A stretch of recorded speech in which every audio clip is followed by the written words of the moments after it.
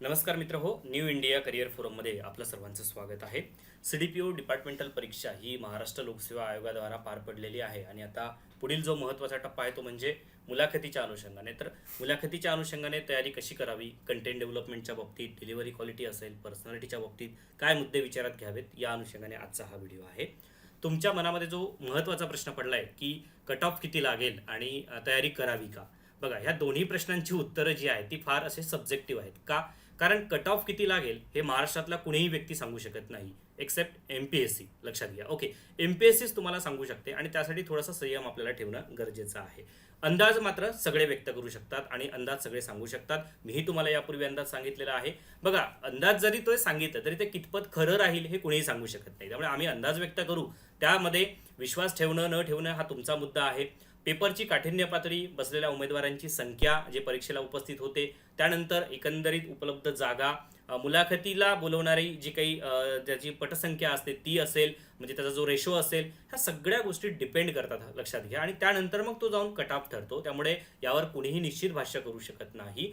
अंदाज मात्र सगळे व्यक्त करू शकतात. मी सुद्धा तुम्हाला इथे सांगू इच्छितो की जर तुम्हाला 175च्या आसपास गुण असतील, लक्षात घ्या, तर तुम्ही मुलाखतीची तयारी नक्कीच करायला पाहिजे. आता यामध्ये तुम्हाला असं वाटेल की सर 175 हे कमी किंवा जास्त वाटू शकतात काही उमेदवारांना. ओके, 175च लागेल का? तर बघा, मी तुम्हाला परत एकदा हे वाक्य सांगतोय की हे कुणीही निश्चित सांगू शकत नाही, इव्हन मी सुद्धा. आणि हा 175च लागेल की 170 लागेल की 180 लागेल हे यावर नाही ठामपणे सांगता येत. म्हणून मला असं वाटतं की जी गोष्ट ठामपणे सांगताच येत नाही त्यावर अनावश्यक चर्चा करण्यातच अर्थ नाही. दुसरा महत्त्वाचा मुद्दा की जर आपण 175 आहेत आणि मुलाखतीची तयारी केली आणि चुकून कदाचित कट ऑफ जो आहे आपण नाही बसलो त्याच्यामध्ये, तर आपलं काही फार नुकसान होणार आहे का? तशातलाही काही भाग नाहीये.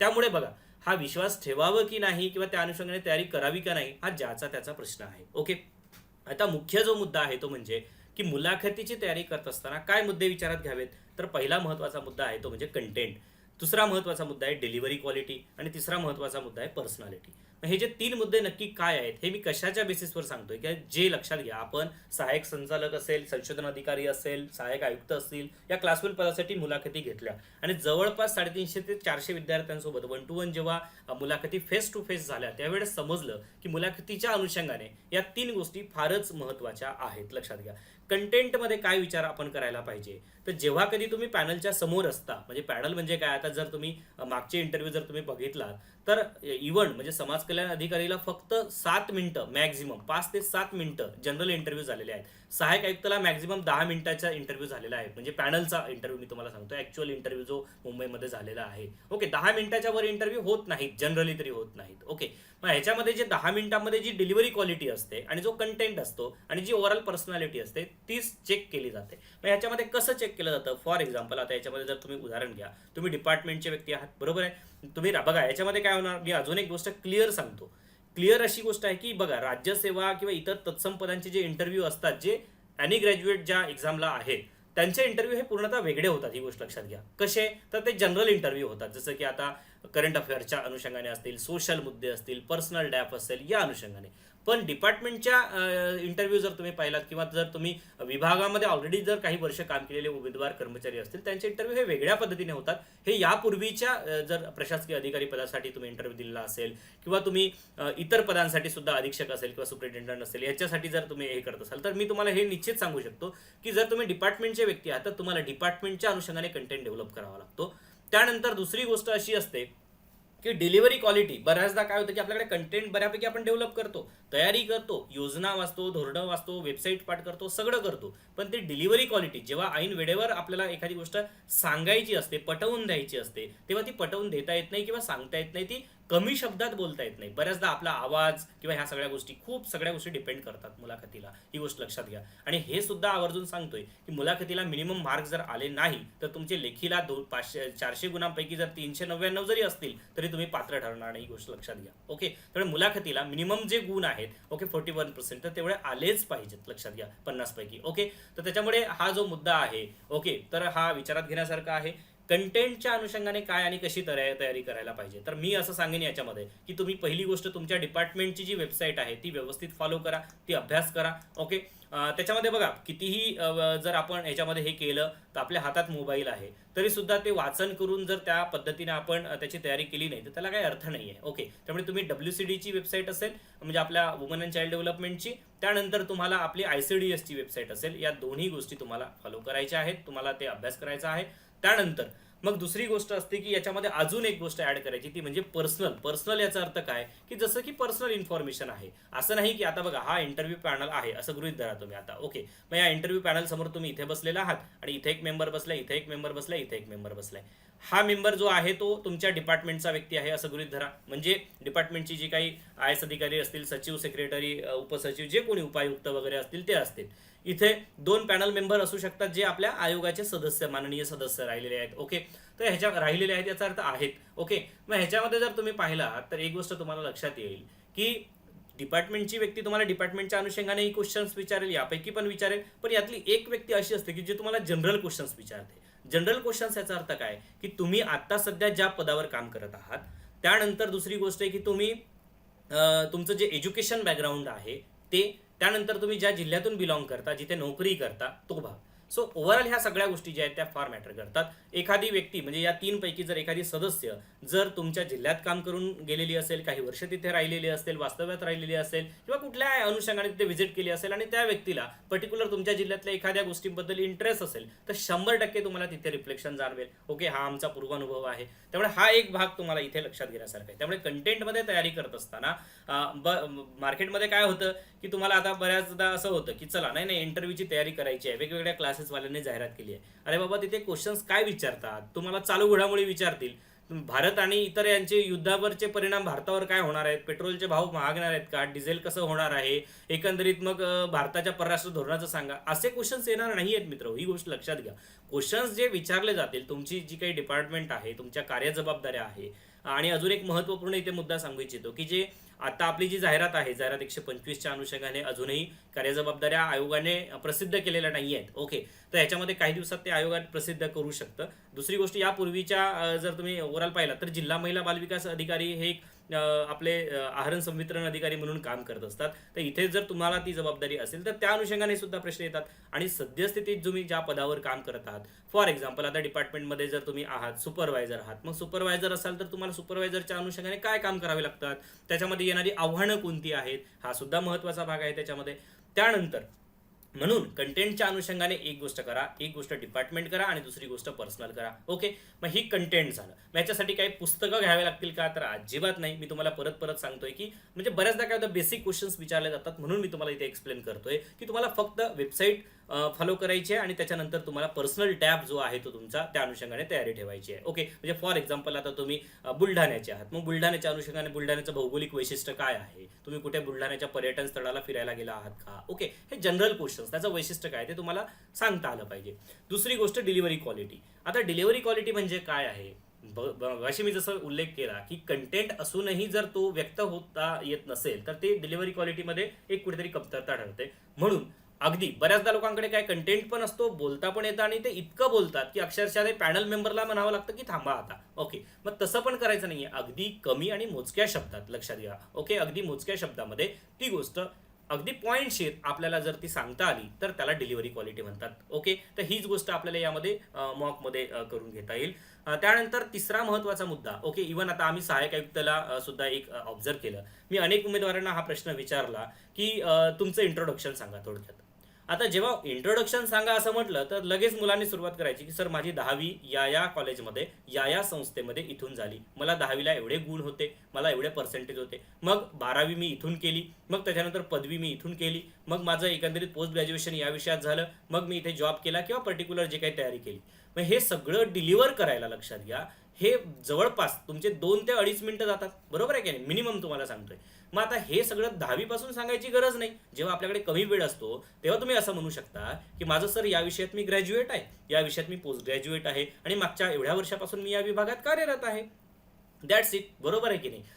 म्हणजे हे हे हा जो मुद्दा आहे ना, हेच खरं म्हणजे काय म्हणते मुलाखत असते, की तुम्ही अगदी मोजक्या शब्दात मात्र परिपूर्ण पद्धतीने उत्तर देऊ शकला पाहिजे. ओके. त्यानंतर नेक्स्ट महत्त्वाचा मुद्दा काय आहे, की पर्सनॅलिटीच्या बाबतीत काय होतं, की फक्त तिथे तुम्हाला प्रश्न उत्तर द्यायचे आहेत आणि तुमची उजळणी होत आहे अशातला भाग नाहीये. ओके.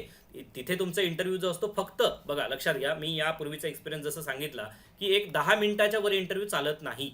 समाज कल्याण अधिकारीच्या क्लास 2च्या बाबतीत तर तुम्हाला अगदी 5-5 मिनिटं, 7-7 मिनिटं इंटरव्ह्यू झालेले आहेत. मग त्या 10 मिनिटामध्ये तुम्हाला चांगलं प्रेझेंट करता आलं पाहिजे. मग त्यामध्ये एक गोष्ट, की तुमचा आत्मविश्वास काय आहे, बरोबर? हा फार महत्त्वाचा मुद्दा आहे पर्सनॅलिटीच्या अनुषंगाने, की तुम्ही कॉन्फिडेंटली बोलू शकता. ओके. तुमचा एखादा मुद्दा जेव्हा पॅनल मेंबरकडून क्रॉस केला जातो, ओके, काही लोक फार डिफेन्सिव्ह होऊन जातात. डिफेन्सिव्ह म्हणजे काय? तुम्हाला जर असं म्हटलं की नाही नाही लाडकी बहीण योजना शासनाने बंद करायला पाहिजे, मग तुम्ही म्हणाल की नाही नाही लाडकी बहीण योजना बंद नाही करायला पाहिजे. ओके. मग यामध्ये क्रॉस जेव्हा होतं त्यावेळेस डिफेन्सिव्ह व्हायची काही गरजच नाहीये, बरोबर आहे की नाही? किंवा फॉर एक्झाम्पल तुम्हाला जर असं म्हटलं, एखादा मुद्दा असेल की तुम्हाला डिपार्टमेंटच्या अनुषंगाने जर असं म्हटलं की पर्टिक्युलर योजनेवर प्रचंड मोठ्या प्रमाणावर खर्च होत आहे, तो कमी करायला पाहिजे.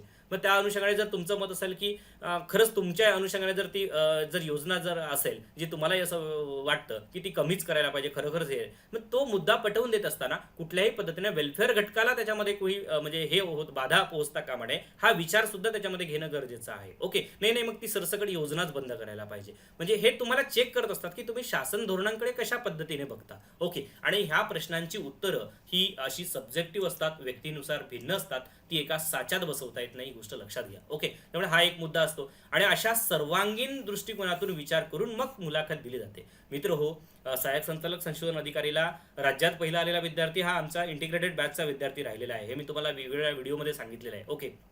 अनेक उमेदवार, 41 पदांसाठी जी जाहिरात होती त्याच्यापैकी 30 उमेदवार हे आपल्या प्रत्यक्ष अप्रत्यक्ष म्हणजे कोणी इंटरव्ह्यूला राहिलेले आहेत, कोणी टेस्टला होते, कोणी इंटिग्रेटेड बॅचला होते, असे उमेदवार म्हणजे एवढ्या रेशोनी आम्ही हा जो रिझल्ट आहे मागच्या एक्झाम्समध्ये आणलेला आहे. आणि मला खात्री आहे की जर तुम्ही या 3 गोष्टींवर जर तुम्ही काम कराल तर 101% तुमची जी मुलाखत आहे ती प्रॉपर जाईल. ओके. अजून एक मला याच्यामध्ये सांगावं असं वाटतं की ते म्हणजे तुमचं सकारात्मकता म्हणजे पॉझिटिव्हिटी, ही गोष्ट फार महत्त्वाची आहे. तुमचा आत्मविश्वास फार महत्त्वाचा आहे. त्यानंतर तुम्ही लेझीनेस तुमचं दिसता कामा नये त्याच्यामध्ये. त्यानंतर तिसरी गोष्ट आहे की तुम्ही किती टेक्नोसेव्ही आहात, तुम्हाला प्रशासनामध्ये किती आवड आहे, या गोष्टी सुद्धा यामध्ये दिसू शकतात. तुम्हाला त्या अनुषंगाने जेव्हा प्रश्न येईल तेव्हा तुमचं ते सगळं रिफ्लेक्ट होईल, बरोबर आहे? त्यामुळे ही इंटरव्ह्यू फार महत्त्वाचे असतात. नेक्स्ट महत्त्वाचा जो मुद्दा आहे की आता आपण हे सगळं करायचं आहे, मग त्यासाठी मी जसं सांगितलं की तुम्हाला डिपार्टमेंटविषयी तुम्हाला बेसिक स्वतः माहिती घ्यायची आहे.